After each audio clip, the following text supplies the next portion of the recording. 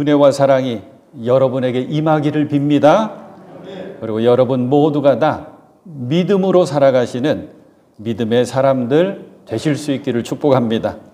오늘은 사순절 두 번째 주일입니다. 예수님의 십자가를 더욱더 깊이 생각하는 절기입니다. 왜 예수님께서 십자가를 지셔야만 했나? 무엇 때문에 예수님 그토록 십자가에서 고난당하셨나? 누구를 위해서 예수님 십자가에서 죽임당하셨나? 질문하고 질문하면 답은 나오죠. 바로 나 때문이고 나의 죄 때문이구나. 지난주일 우리는 겟세마네가 없다면 골고다도 없다라고 하는 그 선언에 대해서 그 의미를 생각해 봤죠. 예수님의 십자가의 고난의 시작은 어찌 보면 겟세마네 예수님의 기도로부터 시작됩니다. 머리를 땅에 대고 엎드려서 간절한 마음으로 기도하시는 예수님, 땀이 핏방울같이 되어서 떨어지는 그 간절한 예수님의 기도. 그 예수님의 기도는 마침내 그러나 내 뜻대로 하지 마시고 아버지의 뜻대로 하여 주십시오. 이 귀한 기도가 우리들의 기도가 되어야 됩니다 하면서 지난주 말씀의 은혜를 나눴었습니다. 사순절이 되면 우리들의 마음을 자꾸 두드리는 성경 구절들이 있습니다. 빼놓을 수 없는 성경 구절, 누가복음서 9장 23절의 말씀. 우리들이 잘 아는 말씀입니다. 아무든지 나를 따라오려거든, 아무든지 예수님을 따라가려면 자기를 부인하고 날마다 제 십자가를 지고 나를 따를 것이니라. 우리가 너무나도 잘 아는 말씀이죠. 저와 여러분들에게 분명 십자가가 있습니다. 그 십자가를 날마다 나 자신을 부인하면서 그 십자가를 지고 주님을 따라가야 되는 게 우리 성도의 삶이다. 그런데 신앙의 표현 가운데 이런 표현이 있는 걸 함께 기억하셨으면 좋겠어요. 십자가를 그저 짊어지려고만 하지 말고 십자가를 품에 품으십시오. 십자가를 지려고 하지 말고 십자가를 품으십시오라고 하는 말입니다. 어떤 뜻일까요? 언젠가 한번 이야기해드린 기억이 있는데 이런 예화가 있습니다. 어떤 사람이 자기가 짊어지고 가는 십자가가 너무 버겁고 힘들고 괴롭고 어려워요. 너무 무겁습니다. 다른 사람이 짊어지고 가는 십자가를 이렇게 지켜보니까 왠지 자기의 십자가가 훨씬 더 큰 것 같아요. 그래서 무겁나? 이 마음 가지고 하나님께 투덜대기 시작했습니다. 하나님, 어째서 저에게만 이렇게 무거운 십자가를 짊어지게 하십니까? 어째서 저에게만? 이게 중요하죠. 이 말을 들은 하나님께서 이렇게 말씀해 주셨습니다. 그래? 그렇다면 내가 너의 십자가를 바꿔줄 수 있다. 너 십자가 바꿔서 짊어질래? 그러면서 창고로 데려오십니다. 큰 창고를 열어봤더니 창고 안에는 온갖 십자가가 가득히 있습니다. 한번 골라봐라. 그리고 바꿔서 한번 짊어져 봐라. 이 십자가를 한번 짊어져 보고 저 십자가를 한번 짊어져 보고 자신이 짊어지고 있는 십자가를 내려놓은 뒤에 이 십자가 저 십자가 여러 종류의 십자가를 짊어져 봤지만 이거는 무거워서 힘들고 이것은 어깨를 아프게 짓눌러서 힘들고 이거는 불편해서 힘들고 하지만 계속 받고 짊어져 봤죠. 그러다 보니까 결국 이거다 싶은 십자가가 골라지더래요. 그래서 아이고 이거구나 그러면서 십자가를 골라가지고 딱 짊어지고 하나님 앞으로 나갔습니다. 그리고 하나님 드디어 그래도 마음에 드는 십자가를 골랐습니다. 그래도 조금 가벼운 십자가 짊어질 수 있도록 십자가 바꿔주셔서 하나님 감사합니다. 아주 기쁜 얼굴로 하나님께 감사를 표했대요. 그러니까 하나님께서 한참 동안 웃으시면서 바라보시다가 해주시는 말씀, 사랑하는 종아 천천히 자세히 한번 봐라. 네가 지금 바꿔서 그 짊어진 그 십자가가 네가 본래부터 짊어지고 있던 십자가다. 이 이야기가 어디 나오는 글인지 몰랐거든요. 근데 찾았어요. 광야에선 인간이라고 하는 책자에 나와 있는 한편의 예화입니다. 우화. 이 이야기를 찬찬히 다시 한번 읽어보면서 생각해보면서 저도 깨닫게 됐어요. 그 사람이 바로 나의 모습이구나. 그 사람이 바로 나구나. 누구나 한평생 짊어지고 가야 될 십자가가 분명히 하나씩 있거든요. 근데 누구에게든지 무겁습니다. 누구에게든지 힘이 듭니다. 그래서 우리는 자주 그 십자가를 짊어지고 버티다가 너무 힘들어지니까 내팽개칠 때가 있습니다.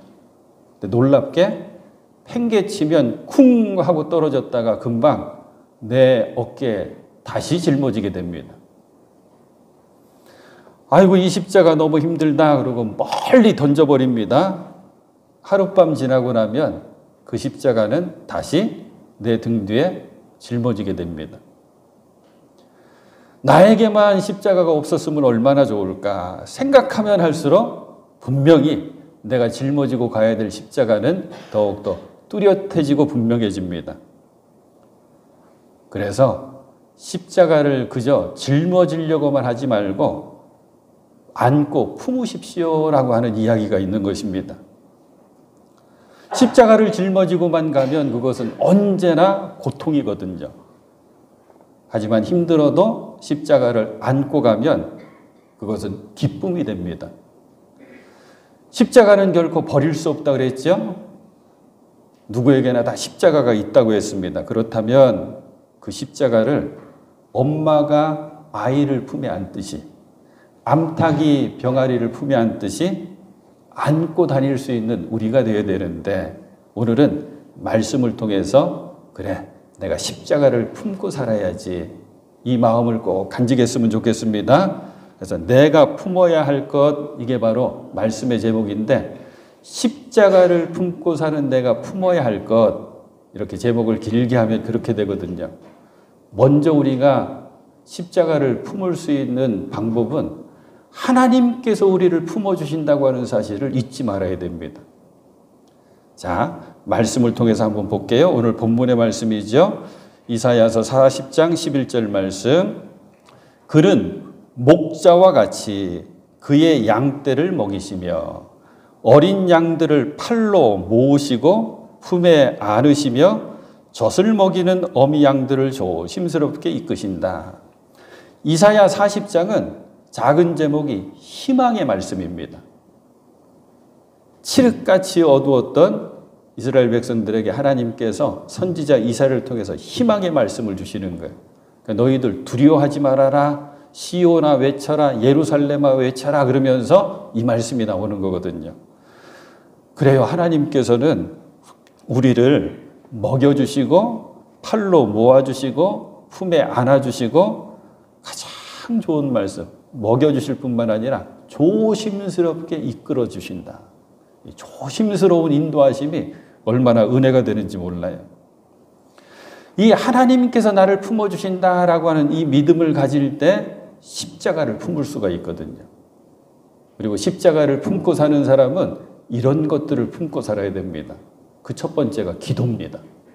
십자가 품고 살아가야 되는 우리들 반드시 기도를 품고 살아야 됩니다.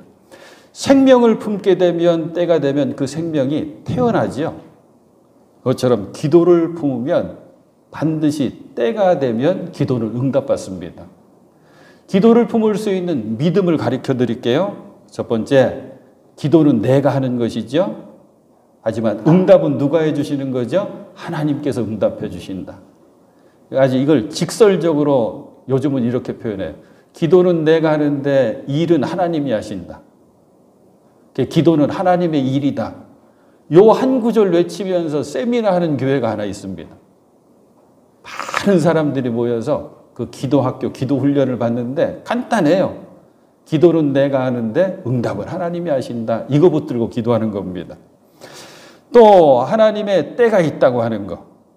기도하면 가장 적당한 때, 가장 적당한 방법으로 응답해 주신다.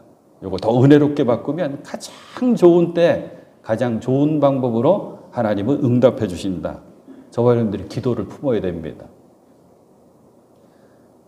각 가정의 기도 제목들이 있잖아요. 저에게 주신 것이 있고 여러분 마음속에 새겨놓은 것들이 있죠. 그런데 우리의 신앙생활이 때로는 참 우습습니다. 그 간절하고 소중했던 기도 제목을 놓쳐버릴 때가 있어요. 기도 제목인데 놓쳐버려요. 그래서 가끔 제가 새벽에 함께 기도할 때 이 기도 꼭 하지. 하나님, 우리가 게을러져서 기도를 놓치지 않게 하여 주시옵소서. 여러분 마음속에 품은 기도 제목들 꼭 간직하시길 바랍니다. 십자가를 품었다면 기도도 품어야 된다. 근데 기도를 잘 품을 수 있는 두 가지가 있습니다. 그것은 믿음의 말입니다. 믿음의 말을 잘 품어야지, 믿음의 언어를 잘 품어야지 기도를 잘 품을 수가 있죠. 믿음의 말을 품으면 그 말은 기도의 씨앗이 됩니다. 가장 어울리는 말씀 제가 찾았어요. 여러분들도 잘 아시는 말씀 마가복음서 11장 23절 24절 제가 봉독해 드릴게요. 내가 진정으로 너희에게 말한다. 예수님 하시는 말씀. 내가 진정으로 너희에게 말한다. 누구든지 이 산더러 번쩍 들려서 바다에 빠져라 하고 말하고 마음에 의심하지 않고 말한 대로 될 것을 믿으면 그대로 이루어질 것이다. 우리 잘 아는 말씀이죠.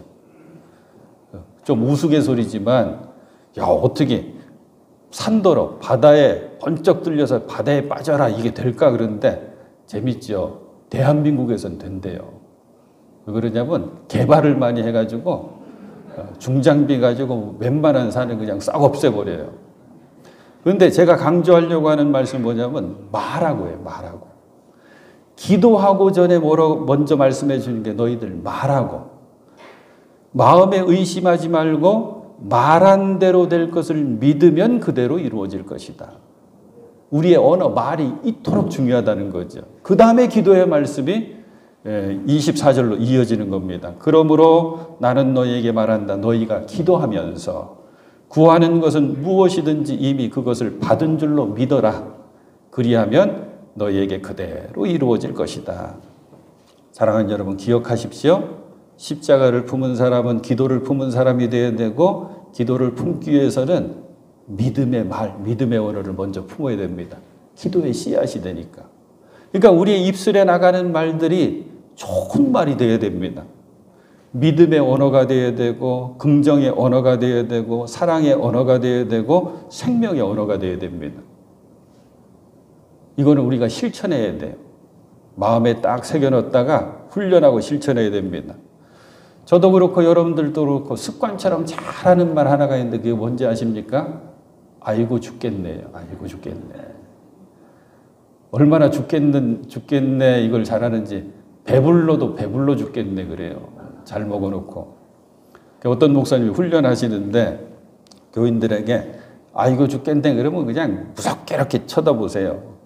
그러면 교인들이 훈련받아가지고 다시 바꿔요. 아이고 살겠네. 그리고 바꿔요. 우리 또 아이고 안 돼.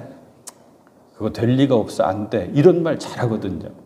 안 돼가 아니라 될 줄로 믿습니다라고 하는 언어로 바꿔야 되겠죠. 또 기도를 잘 품기 위해서는 소망을 품어야 됩니다. 그런데 여기서 소망은 뭐냐면 하나님이 주시는 소망이에요. 여기에 딱 맞는 성경이 또 있습니다. 빌립보서 2장 13절. 요거는 개역 성경 말씀으로 제가 소개해 드릴게요. 너희 안에 행하시는 이는 하나님이시니 하나님께서 우리 안에서 일하신다는 거예요. 자기의 기쁘신 뜻을 위하여 너희로 소원을 두고 행하게 하시나니 하나님께서 기뻐하시기 위해서 우리 안에 뭘 주신대요? 소원을 주신다. 그리고 행하게 해주신다. 우리 세번역 성경은 염원하게 하시고 또 실행하게 하신다 이렇게 되어 있어요. 그러니까 우리의 소원은 뭐냐면 하나님의 기쁨이 되는 거예요. 하나님의 기쁨이 되는 하나님 주시는 소원을 꼭 품고 살아가는 사랑하는 여러분들 되실 수 있기를 축복합니다. 마음에 소원이 있다면 그것이 하나님 주시는 소원이라면 그건 역시 반드시 이루어집니다. 성경에 보면 마음의 소원을 담아서 그게 이루어지는 이야기가 자주 등장하는데 제가 한 가지만 소개해 드릴게요. 우리들도 다 이름을 갖고 있죠. 그 이름에는 다 뜻이 있는데 대부분 부모님이 또는 할아버지가 이름을 지어주시잖아요. 다 소원 담아서 이름 지어주죠. 이름대로만 살면 다 좋아요. 다 멋져요. 근데 성경의 인물들도 다 이름의 뜻이 있습니다.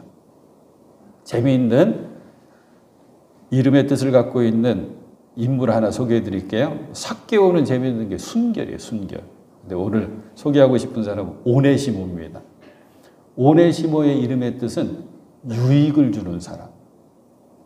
오네시모가 어디 나오는 사람이냐면 사도 바울의 서신 가운데 아주 짧은 빌레몬서라고 하는 서신이 있습니다. 빌레몬서는 빌레몬이라고 하는 사람에게 사도 바울이 보낸 편지거든요. 한 개인에게 보낸 편지예요. 근데 그 내용 가운데 뭐가 있냐면 내가 오네시모를 이 로마에서 만났는데 오네시모가 나중에 빌레몬 당신을 만나게 되면 품어주시고 용서해 주십시오. 이 사람은 이제 새롭게 되었습니다. 이 얘기를 하는 편지예요. 왜 그러냐면 이름의 뜻이 유익을 주는 사람이라고 그랬죠. 오네시모가 빌레몬 집의 노예였습니다. 종. 무슨 욕심이 났는지 주인 빌레몬의 많은 돈을 훔쳐가지고 도망친 거예요. 그러다가 붙잡혔습니다. 처벌받아야 되니까. 붙잡혀서 어디로 끌려갔냐면 로마 감옥에 끌려갔는데 마침 복음 전하다가 잡혀온 바울과 함께 있게 된 거예요. 그래서 바울을 통해서 오네시모가 주님을 만납니다. 그리고 새롭게 되어서 이름 그대로 유익을 주는 사람이 되는 거예요. 소망이 이루어진 거죠.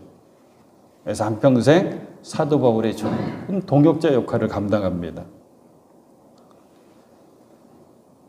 사랑하는 여러분, 사순절을 우리가 살아가고 있는데 우리가 십자가를 품고 그리고 기도를 품기 위해서 믿음의 언어 그리고 소망을 품을 때 가장 중요한 것, 결국 이 모든 것을 품어낼 수 있는 힘은 예수 그리스도 우리 주님의 마음을 품어야 됩니다. 사순절이면 놓치지 않고 꼭 읽게 되는 말씀이죠. 마침 또 새벽 시간에 우리가 빌레몬서를 시작했는데 빌레몬서 2장, 빌립보서 2장 5절에 이런 말씀이 있습니다. 여러분 안에 이 마음을 품으십시오. 그것은 곧 그리스도 예수의 마음이기도 합니다. 결국 예수 마음 품으라는 거예요.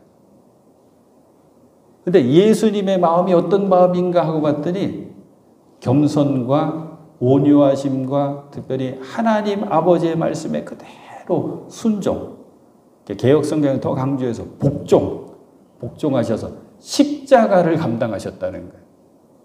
아, 예수님의 마음은 순종하심과 그리고 겸손하심과 순종하심으로 십자가를 그냥 짊어진 게 아니라 십자가를 품으셨구나. 그래서 그것을 감당해내셨구나.